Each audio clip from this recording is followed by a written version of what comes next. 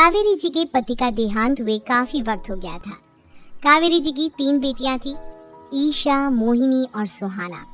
तीनों ही काफी होशियार और नौकरी करने वाली थी, लेकिन उन तीनों से कावेरी जी इतना प्यार करती थी कि उनकी शादी की उम्र होने पर भी उन्हें पराये घर भेजने का उनका मन ही नहीं हुआ। अरे तुम तीनों मेरे कलेजे का टुकड़ा हो।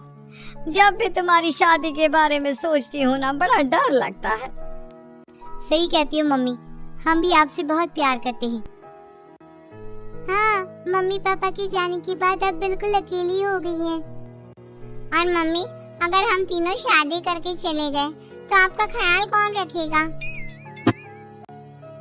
लेकिन अपनी खुशी की वजह से मैं तुम तीनों को बिना शादी के भी तो नहीं देख सकती ना बेटा।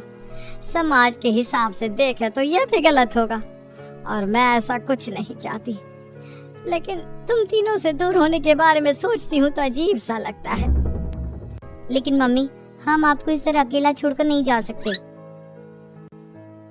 एक काम करते हैं मम्मी, शादी के बाद ना आप मेरे साथ मेरे ससुराल में चलना और मेरे साथ ही रहना। अच्छा, और तेरी सास मुझे रहने देगी तेरे ससुराल में? अरे बेटा, वहाँ ऐसा नहीं होता।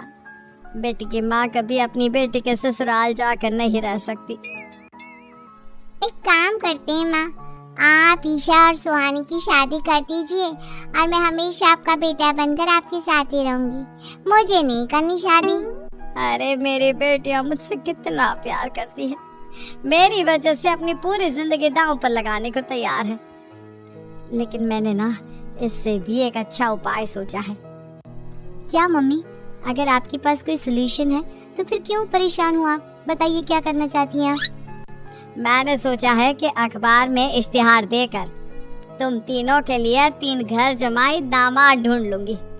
वैसे भी नौकरी तो तुम तीनों अच्छे से कर लेती हो, कमा भी अच्छा खासा लेती हो। कोई भी लड़का तैयार हो जाएगा तुमसे शादी करने के लिए। अरे मम्मी, ये हुई ना बात। इससे हमें आपसे दूर भी नहीं जाना पड़ेगा और आपको अकेला भी नहीं रहना पड़ेगा। हाँ मम्मी, ये बहुत अच्छा तरीका है।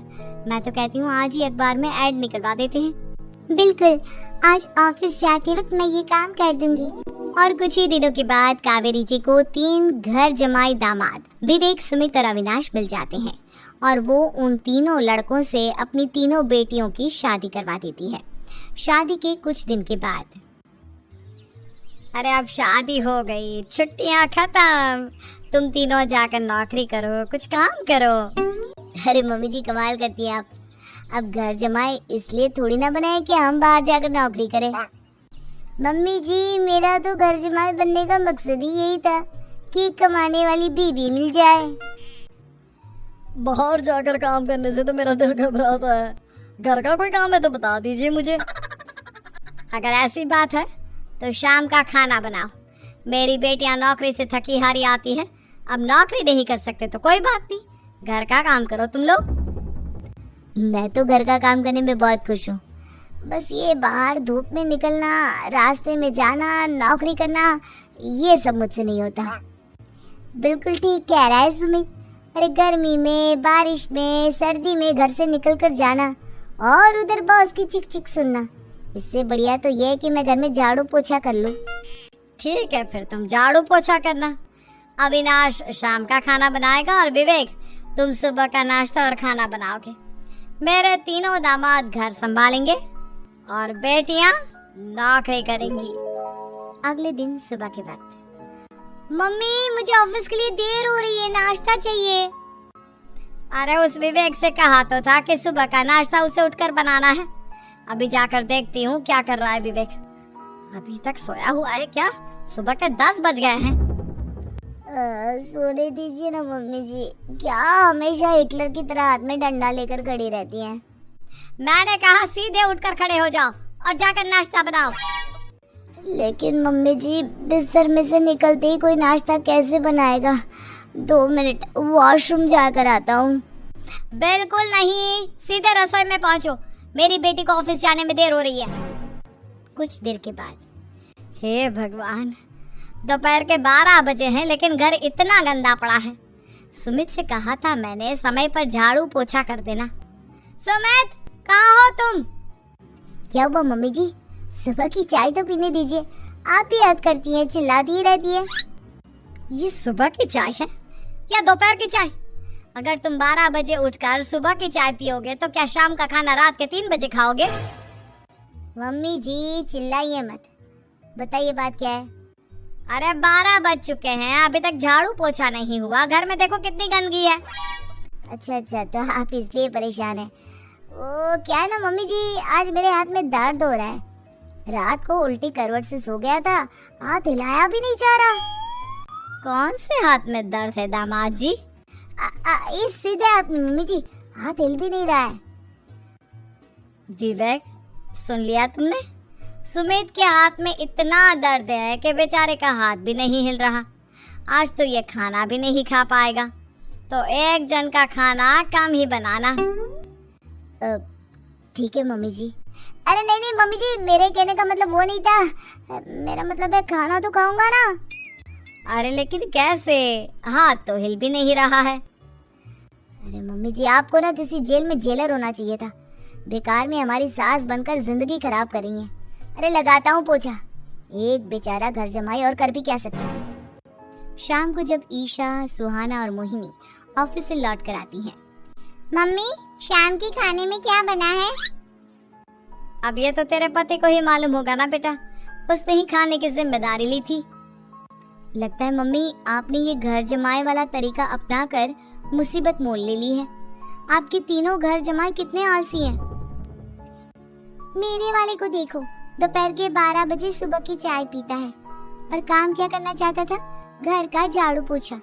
मम्मी बता रही थी कि आज उसने घर का झाड़ू पोछा शाम के 5 बजे किया था। अब क्या बताऊं बेटा, सुबह से हाथ दर्द का बहाना करके बैठ गया था। कहता है हाथ में बहुत दर्द हो रहा है, हिला भी नहीं जा रहा। सब बहाने मम्मी, ये तीनों घर जमाए मिलकर ना बस बैठकर खाना खाना चाहते हैं, काम धाम तो बिल्कुल नहीं करना चाहते। तो लेकिन ऐसे काम नहीं चलेगा ना, मुझे इन तीनों को सबक सिखाना ही पड़ेगा। अरे तो मम्मी आप हिटलर से कम है क्या? आपने जब हम तीनों को सबक सिखा सिखा कर इतना लायक बना दिया, तो इन तीनों नालायक दामाद को भी आप कुछ न कुछ तो बना ही देगी। हाँ मम्मी, बस अपने अंदर के हिटलर को बाहर लाइए और अपनी तीनों दामादों को अच्छी तरह से सबक सिखाइए। रही बात आपकी बेटियों की, तो हम तीनों तो हमेशा से आपके साथ हैं। अरे लेकिन बेटा इस काम के लिए तुम तीनों को मेहनत करनी पड़ेगी। कैसी मेहनत मम्मी? ऑफिस में तो वैसे ही बहुत मेहनत करते हैं हम तीनों। अरे प्रेग्नेंट हो जाओ, प्रेगनेंसी का बहाना बनाकर कह दो कि तुम तीनों ने नौकरी छोड़ दी है 2 साल के लिए, और जब घर में खाने के पैसे नहीं होंगे तो अपने आप काम पर जाएंगे ये तीनों। वाह मम्मी, क्या आइडिया दिया है। मैं तो कल ही जाकर कहने वाली हूँ कि मैं प्रेग्नेंट हो गई हूँ। फिर देखना कैसे मेरा पति अविनाश भाग भाग कर काम पर लग जाएगा। और फिर 2 दिन के बाद, सुमित मैं ना प्रेग्नेंट हूँ और इसलिए अगले 2 साल के लिए मैंने अपनी जॉब छोड़ने का फैसला ले लिया है। विवेक, पापा बनने वाले हो तुम। अब से ना तुम्हें ऑफिस जाना होगा, क्योंकि मैं तो 2 साल के लिए छुट्टी पर चली गई हूँ। अविनाश, अब तुम्हें जिम्मेदारी संभाल लेनी चाहिए, वरना ये घर कैसे चलेगा। हम दोनों मम्मी पापा बनने वाले हैं। लेकिन कावेरी के तीनों आलसी दामादों पर अपनी बीवियों की बात का कोई असर नहीं हुआ।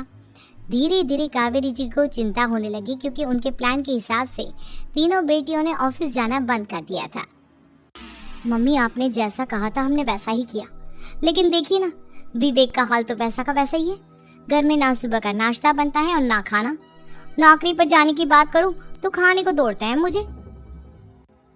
हाँ मम्मी, मैंने भी सुमित को कितनी बार कहा कि अगर नौकरी नहीं करनी तो कोई छोटी सी दुकान ही खोल लो, घर का खर्चा कैसे चलेगा।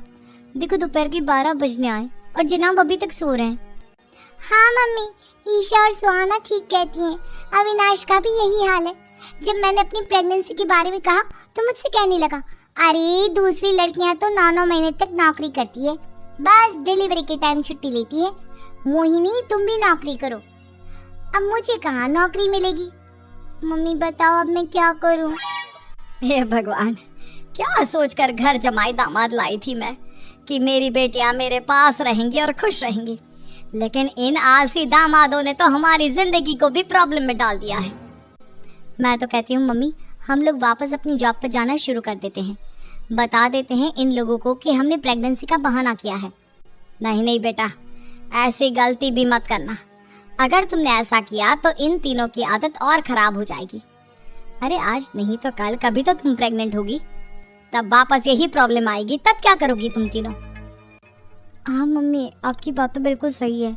इन लोगों को तो सुधारना ही पड़ेगा। लेकिन कैसे? अपने बच्चों के आने की खबर सुनकर भी इन लोगों पर कोई असर नहीं हो रहा। पैसे कमाने के लिए घर से बाहर निकलना ही नहीं चाहते ये तीनों। अब मेरे दिमाग में एक प्लान आया है। तुम तीनों चिंता मत करो, उन तीनों को बुलाओ, फिर मैं बात करती हूँ। थोड़ी देर बाद कावेरी जी अपने तीनों दामादों को सामने बुलाकर अपनी बात कहना शुरू करती हैं।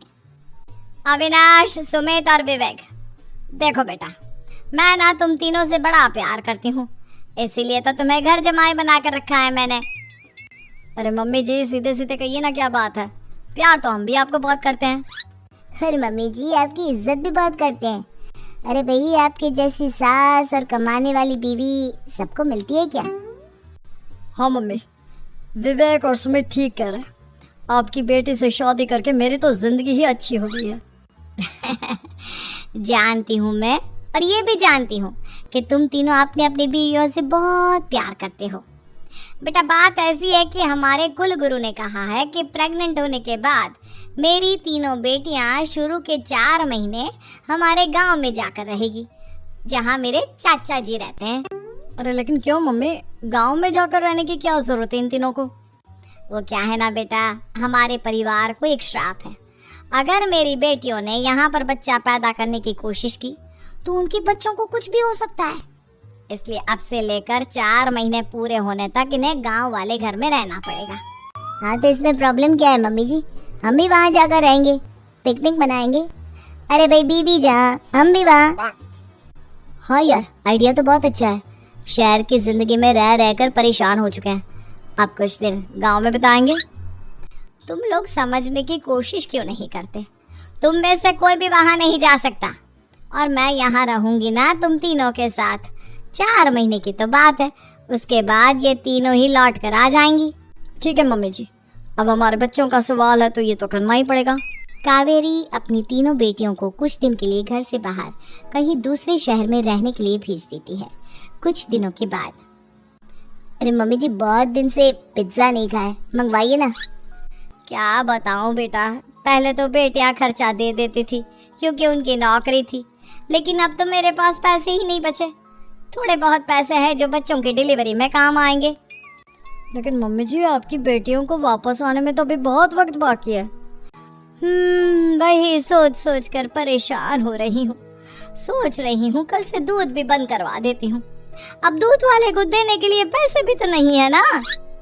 अरे नहीं नहीं मम्मी जी, अगर दूध भी बंद करवा दोगी तो मुझे चाय कहाँ से मिलेगी? और चाय के बिना मैं तो मर ही जाऊंगा। क्या करूं बेटा, इसके अलावा हमारे पास कोई ऑप्शन नहीं है। मेरे पास पैसे ही नहीं बचे। इस तरह कावेरी जी धीरे धीरे अपने तीनों दामादों को पैसे देना बंद कर देती हैं और घर में खाने पीने की चीजें लाना भी बंद कर देती है।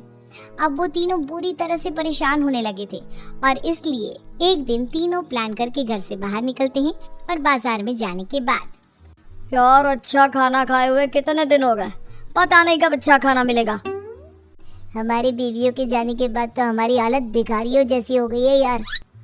कुछ भी हो, मुझे तो आज पिज्जा खाना ही खाना है। जेब में 1 रुपया नहीं है और पिज्जा खाएगा, कहाँ से आएंगे पैसे? अरे देख, वहाँ सामने बोर्ड पर क्या लिखा हुआ है, कंप्यूटर पर काम करने के लिए एक आदमी की आवश्यकता है। भाई मैं तो जा रहा हूँ, काम करूँगा और शाम तक पैसे लाकर आराम से पिज्जा खाऊंगा। जा जा, तुझे कोई काम नहीं देने वाला, हम तो घर जा रहे हैं। चल भाई सुमित। सुमित और अविनाश वहाँ से चले जाते हैं और विवेक उस कंप्यूटर शॉप पर सारा दिन काम करके 5000 रुपए कमा कर घर लौट कर आता है और अपने खाने के लिए अच्छी अच्छी चीजें भी लेकर आता है। ये देखकर विवेक और सुमित के दिल में भी कुछ पैसे कमाने की इच्छा जागती है। अरे सुबह सुबह कहाँ चल दी है तुम? मम्मी जी, एक बहुत अच्छी जगह मिली है। कंप्यूटर पर काम करने के 5000 मिले थे कल मुझे। अगर रोज काम करूंगा तो पूरे 40,000 की तनख्वाह। अरे वाह, ये तो बहुत अच्छी बात है दामाद जी, आपको जाना ही चाहिए। सुमित और अविनाश विवेक को इस तरह तरक्की करते देखकर परेशान हो जाते हैं और वो दोनों भी काम की तलाश में निकल पड़ते हैं। धीरे धीरे उन दोनों को भी काम मिल जाता है। अब कावेरी के तीनों दामाद छोटी मोटी नौकरी करके अच्छा पैसा कमाने लगे थे। एक दिन कावेरी उन्हें अपने पास बुलाती है। अरे वाह, विवेक 40,000 कमा लेता है, अविनाश 60,000 और सुमित तुम भी 40,000 के आसपास कमा ही लेते हो। कुल मिलाकर तुम अच्छे खासे पैसे कमा रहे हो बेटा। हाँ मम्मी जी, बहुत मजा आता है जब महीने के एंड में मोटी रकम हाथ में आती है। पूछिए मत मम्मी जी, घर में रहकर रोटी बना बना कर और तो जैसा महसूस होने लगा था मुझे तो। हाँ बेटा, तुम तीनों की बात तो बिल्कुल ठीक है। और जानते हो, अब तुम तीनों की पत्नियां भी वापस लौट कर आने वाली है। लेकिन मम्मी जी, अभी तो उन्हें गए सिर्फ 2 महीने हुए हैं। आपने तो कहा था वो 4 महीने के बाद लौट कर आएंगी। ऐसा कुछ नहीं है बेटा, मैं सिर्फ तुम तीनों को सबक सिखाना चाहती थी कि आदमी घर में बैठकर बीवी की कमाई खाता हुआ अच्छा नहीं लगता। इस दुनिया में हर इंसान को मेहनत करनी चाहिए, काम करना चाहिए, चाहे वो औरत हो या आदमी, ताकि अपने परिवार को संभाल सके। कावेरी की बात सुनकर उन तीनों को अपनी गलती का एहसास होता है और कावेरी उन्हें सच बता देती है कि ईशा, सुहाना और मोहिनी शहर में ही कहीं दूसरी जगह रह रहे थे। शाम के वक्त उन तीनों की पत्नियां लौट कर आ जाती है और कावेरी जी का परिवार एक खुशहाल परिवार की तरह रहने लगता है। वीडियो को लाइक करें और ऐसी ही मजेदार कहानियाँ सुनने के लिए चैनल को सब्सक्राइब करें। धन्यवाद।